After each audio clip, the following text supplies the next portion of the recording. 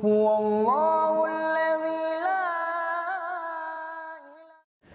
dia masuk ke bahasan yang langsung sudah masuk ke bahasan setelah pendahuluan alasan kenapa dia susun bukunya. Di halaman 11, Anda termasuk jenis pelaku maksiat atau kemaksiatan yang mana? Kata beliau, saudaraku yang mulia, bandingkanlah dua ilustrasi berikut ini. Yang pertama, seorang pemuda dengan kemaksiatan yang telah menguasai hati dan pikirannya. Zina, menipu, riba, betul-betul sudah masuk di benak dia dan dia anggap baik. Dia melakukan strategi dan mengerahkan segenap kemampuan serta pikirannya untuk mendapatkan jalan menuju ke sana. Kemudian dia berusaha untuk itu dengan anggota tubuhnya dan mungkin mengorbankan sebagian hartanya atau kedudukannya. Ketika anggota tubuhnya berpisah dengan kemaksiatan tersebut, gemah kemaksiatan itu masih selalu memanggil-manggilnya dalam benaknya. Dia merasa senang saat mengingatnya. Tak kala dia bertemu dengan para sahabatnya, dia membangga-banggakan apa yang pernah dilakukannya dan menceritakan apa yang pernah diperbuatnya. Ketika dia kehilangan kesempatan untuk melakukan kemaksiatan, dia bersedih. Tidak jadi zina, tidak jadi menipu, dia sedih.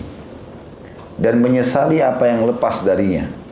Jika jiwanya menyuruhnya untuk bertaubat, maka itu hanyalah sepintas saja. Segera hilang dan dicairkan oleh munculnya nafsu untuk berbuat maksiat. Artinya ini digambarkan oleh penulis tentang keadaan. Ada orang keadaannya begitu. Selalu di benaknya maksiat dan bagaimana dia realisasikan dalam kehidupannya, gitu kan? Ada yang perlu digarisbawahi di sini. Kalau ada seseorang yang hadir di sini, misal pernah punya peluang berbuat maksiat, ya. Misal di umur 25 tahun, 30 tahun, 35 tahun, 40 tahun, 45 tahun misalnya, pernah ada peluang dia melakukan perzinahan dan dia bisa lakukan depan matanya. Orang yang sedang interaksi sama dia suka, mereka bisa sembunyi dan melakukannya. Tetapi luput darinya, dia nggak jadi lakukan. Mungkin pada saat itu dia merasa beban hatinya, dia merasa takutan ketahuan dan segala macam, dia batalkan. Maka perlu digarisbawahi, syaitan tidak akan berhenti untuk terus mengiming-imingkan dosa itu. Kenapa kau tidak lakukan? Kesempatan, ketemu orang itu lagi, terbayang lagi, begitu terus. Dengan angan-angan dari syaitan, kalau kau lakukan setelah itu kau taubat. Ini waswas syaitan.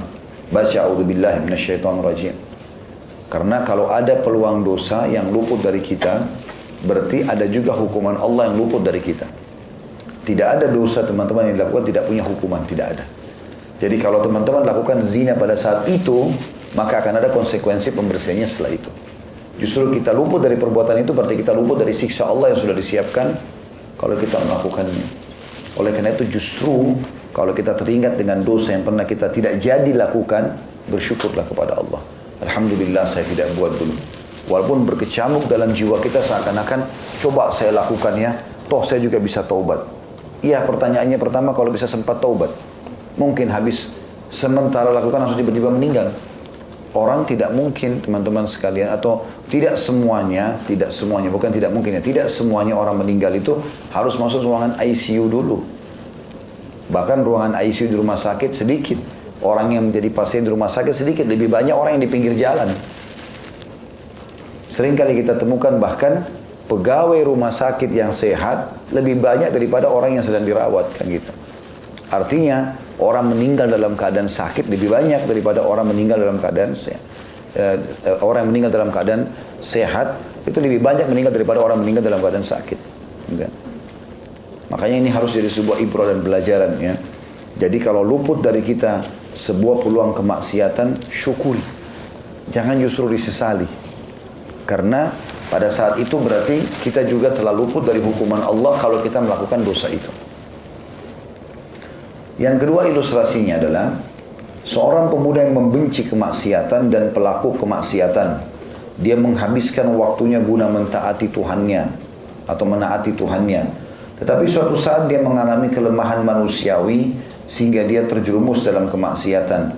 Pada saat dia telah berpisah dengan kemaksiatan tersebut, hatinya menyala-nyala karena rasa penyesalan dan kesedihan.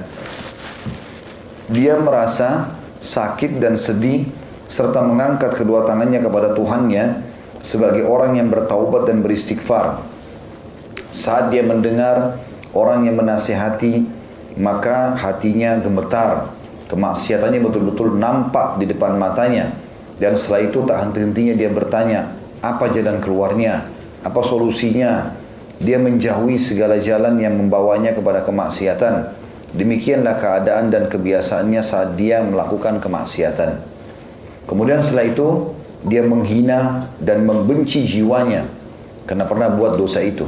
Dia merasa bahwa jiwanya itu jauh dari jalan orang-orang yang saleh dan menuduhnya dengan sifat-sifat orang-orang yang bodoh dan munafik. Artinya ini ilustrasi yang kedua. Jadi memang teman-teman sekalian, apa yang Allah SWT janjikan ini ada, benar, ya. Dan tugas kita pada saat peluang godaan datang, sabar, kontrol diri, bukan malah loss. Jangan bilang ini godaannya berat nih, setannya kuat, dianya yang kuatkan setan. Dia harus bisa kontrol. Justru pahala sabar ada di situ.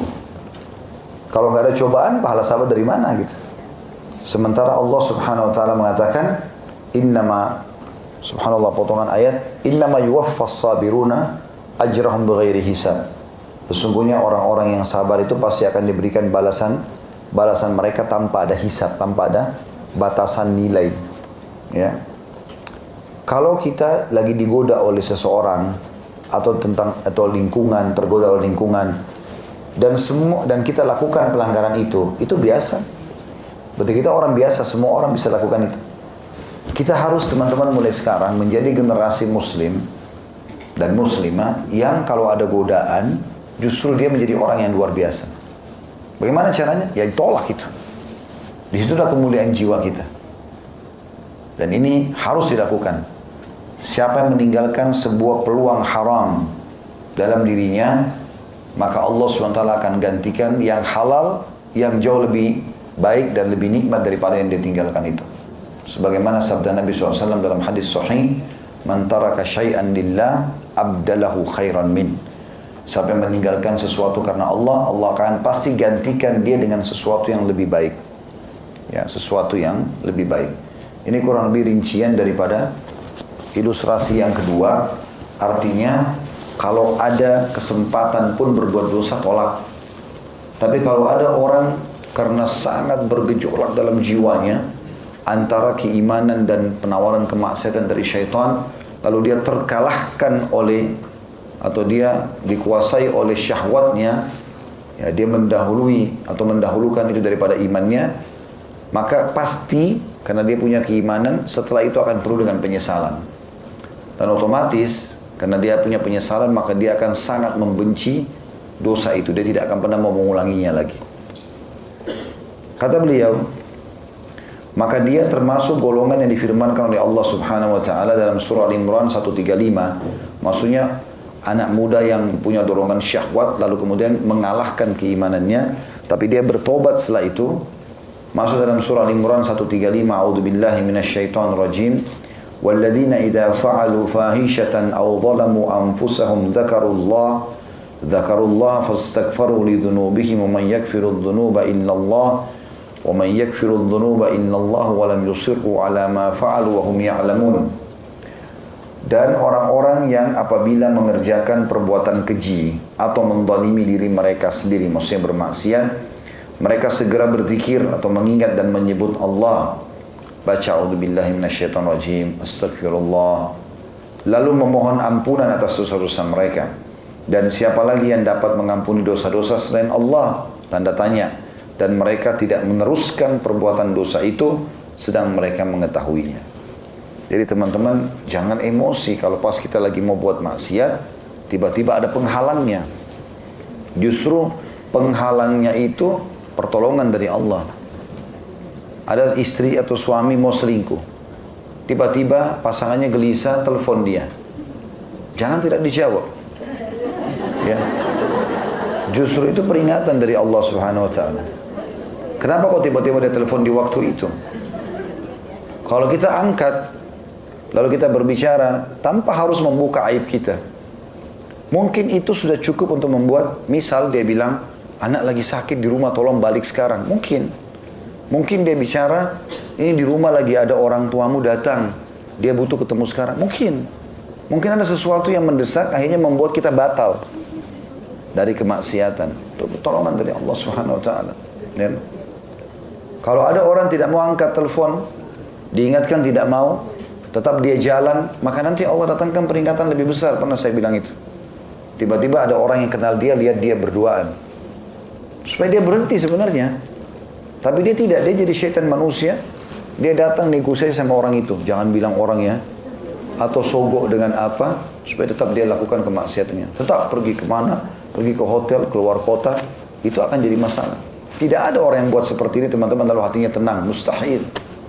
Mustahil. Biologis yang salah ini nggak akan ada ketenangan. Beda sekali dengan suami istri. Bisa mandi dengan tenang, bisa wangi, bisa ngobrol, bisa makan sama-sama dengan ketenangan jiwa. Hamil juga tidak ketakutan gitu kan. Tapi kalau yang haram ini pasti banyak ketakutannya. Biologisnya juga tidak maksimal. Sementara biologis itu adalah satu-satunya sarana untuk populasi manusia. Yaitu sarana yang paling besar. Sperma ketemu sel telur dan dengan melakukan biologis.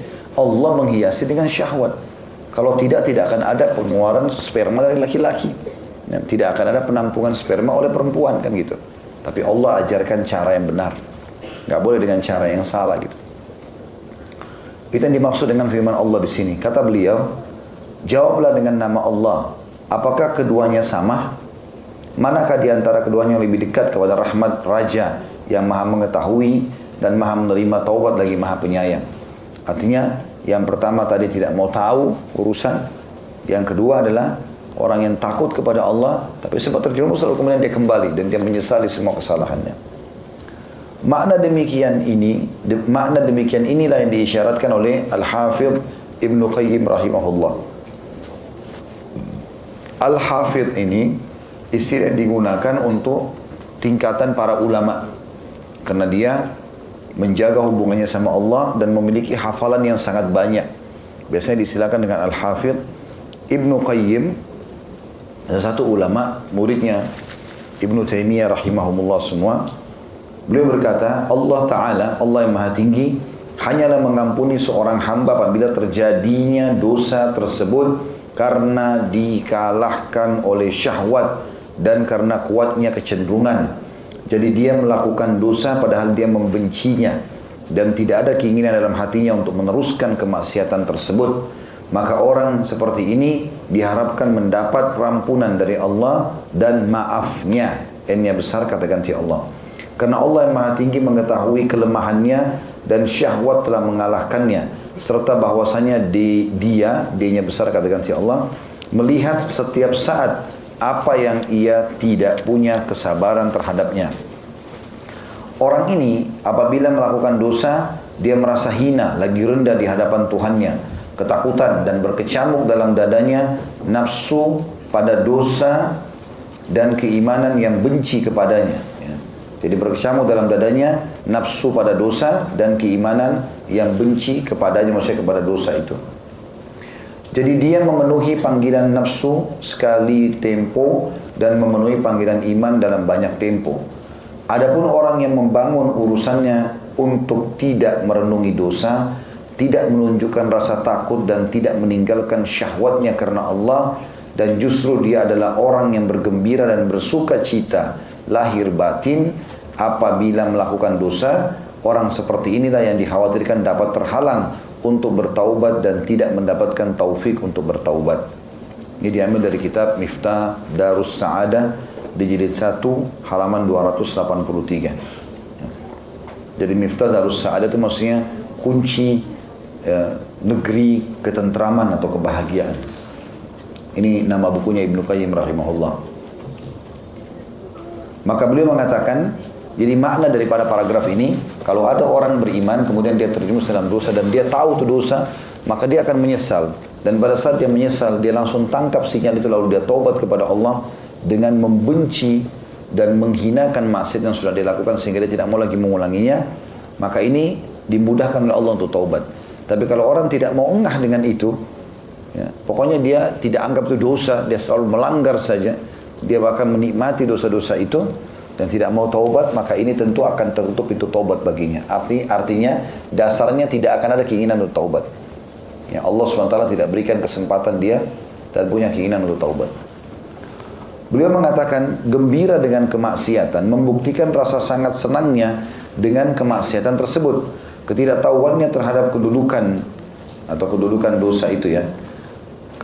Kedudukan zat Allah SWT. Ketidaktahuannya terhadap kedudukan zat yang dia maksiati dan pengaruh buruk serta besarnya bahaya kemaksiatan. Rasa gembiranya terhadap kemaksiatan tersebut menutupi dirinya, sedangkan merasa gembira dengan kemaksiatan itu lebih berbahaya daripada melakukan kemaksiatan itu sendiri. Orang yang beriman tidak pernah merasakan kelezatan bermaksiat selamanya dan tidak bergembira dengannya. Bahkan setiap dia melakukan kemaksiatan pasti kesedihan merasuki hatinya. Tapi syahwat yang memabukkan menghalangi dirinya untuk merasakan kesedihan tersebut atau kesedihan tersebut. Kapan saja hatinya kosong dari kesedihan tersebut dan semakin besar keinginan dan rasa gembiranya, maka hendaklah dia mempertanyakan keimanannya dan menangis karena kematian hatinya. Sebab jika sekiranya hatinya hidup, niscaya perbuatan dosa yang dilakukannya pasti membuatnya sedih, membuatnya marah dan menyulitkan dirinya, ya, atau maksudnya menyempitkan dadanya, dia menyesal. Sementara hatinya tidak merasakan semua itu. Hati yang tidak merasakan seperti itu berarti hati itu telah mati. Sebab luka tidak menimbulkan rasa sakit bagi mayat. Nah, dia ambil dari Madaris Salikin, jadi 1 halaman 201. Ini juga masih statementnya Ibnu Qayyim rahimahullah. Jadi beliau mengatakan orang-orang yang berbuat dosa itu, kalau dia punya iman pasti dia akan merasa ketakutan dan akhirnya dia bahkan yang maksimal adalah dia meninggalkan dosa itu. Kalaupun terjerumus diikuti dengan rasa penyesalan yang luar biasa dan dia tidak akan mengulanginya. Dan ini bagi orang-orang yang dalam hatinya ada keimanan. Ya. Ingat teman-teman ya, dosa itu seperti racun. Biar sedikit dia bisa merusak iman kita banyak. Jadi misalnya segelas susu, anggap itu keimanan. Kalau kita teteskan setetes racun saja, mungkin tidak mengubah warnanya susu itu, tapi sudah cukup membuat orang yang meminumnya mati. Berarti keimanan yang ada pun bisa dirusak dengan maksiat yang kecil. Makanya para salafus soleh itu takut sekali. Bukan cuma takut terjerumus dalam dosa, apapun yang sifatnya sesuatu yang mereka tidak sukai, yang terlintas dalam hidupnya, mereka langsung jadikan sebagai ajang kembali kepada Allah. Contoh misal, sebagian mereka kalau jalan kakinya kesentuh batu, itu langsung istighfar. Astagfirullah wa atubu ilaih. Ada salah apa nih kita? Kalau mereka lewat terus tercium bau busuk, misalnya kita lewat ada bau sampah, ya, atau lihat pemandangan yang nggak enak lah, maka langsung mereka beristighfar dan bertaubat. Bahkan sebagian mereka mengatakan, aku tahu aku punya kemaksiatan yang berefek itu pada saat ya, aku melihat sendiri perubahan sikap pasangan hidupku, tungganganku, dan juga tikus yang masuk ke dalam rumahku. Jadi mereka jadikan itu sebagai ajang muhasabah. Jadi kalau dilakukan perbuatan seperti ini akan membuat kita jauh dari dosa itu. Sebenarnya teman-teman ada juga kiat sederhana ya.